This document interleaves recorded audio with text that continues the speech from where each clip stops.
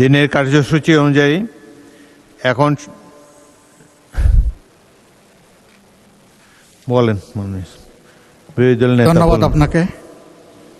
আমি আজকের যে কর্মসূচি পেয়েছি সেখানে সম্পূরক কার্যসূচি বলে আরেকটা পেজ পেয়েছি।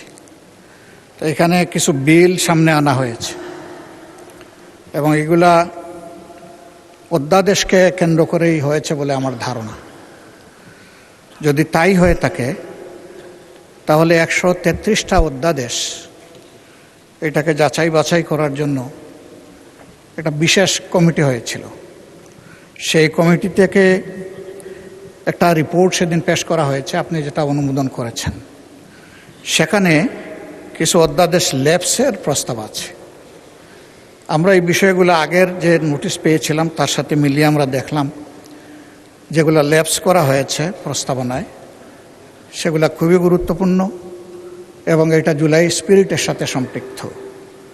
আমি আপনার বরাবরে বিনয়ের সাথে বলবো যে আমরা এই বিষয়ে আলোচনা করতে চাই এবং সেটা সংসদের প্রপার্টি। সংসদে এই বিষয়ে আমাদেরকে আলোচনার সুযোগ যেন তৈরি করে দেওয়া হয়। ধন্যবাদ মাননীয় স্পিকার। মাননীয় আইনমন্ত্রী কিছু বলবেন? বলুন। মাননীয় স্পিকার, মাননীয় বিরোধী দলীয় নেতা যে দুইটা বিলের ব্যাপারে আজকে উত্থাপন করেছেন উনি হয়তো এটা মিস করে গেছেন।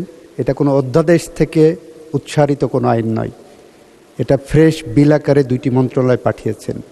এই দুটি বিল 133টা অধ্যাদেশের অন্তর্ভুক্ত নয়, ফলে এটা ফ্রেশ বিল আকারে আসছে। আর উনি যে একটা আলোচনার কথা বলেছেন 133টা অধ্যাদেশের বিষয়ে আপনাদের সামনে যখন আসবে তখন উত্থাপন করব। ওনারা যেটা বলছেন আমরা ল্যাপস করেছি, কোনোটা হেফাজত করা হচ্ছে, আমরা পরবর্তীতে বিল আকারে অধিকতর যাচাই বাছাই করে আপনাদের সামনে সেগুলো আনব মাননীয় স্পিকার। সেটা যথাসময়ে উত্তর দেব আমরা।